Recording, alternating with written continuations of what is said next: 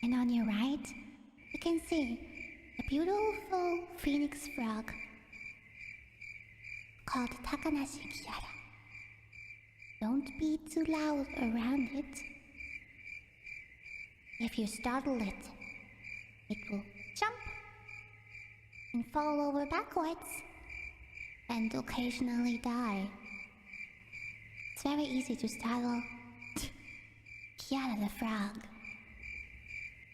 The natural habitat of Kiara the frog, a phoenix frog, is usually between a shit ton of chickens. Kiara the frog feels the most comfortable being surrounded with their fluffy feathers. She enjoys having a nice cup of chamomile tea with some honey in it to keep her frog noises smooth and sexy. Kiara the frog, when in mating season, desperately looks for Callie the frog. However,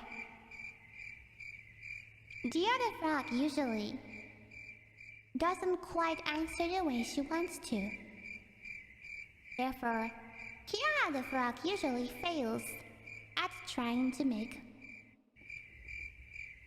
love. You could say that Callie the frog is a tsundere frog, but Kiara the frog does not give up that easily. She and her chicken friends like to motivate her and cheer her up. She will get there eventually.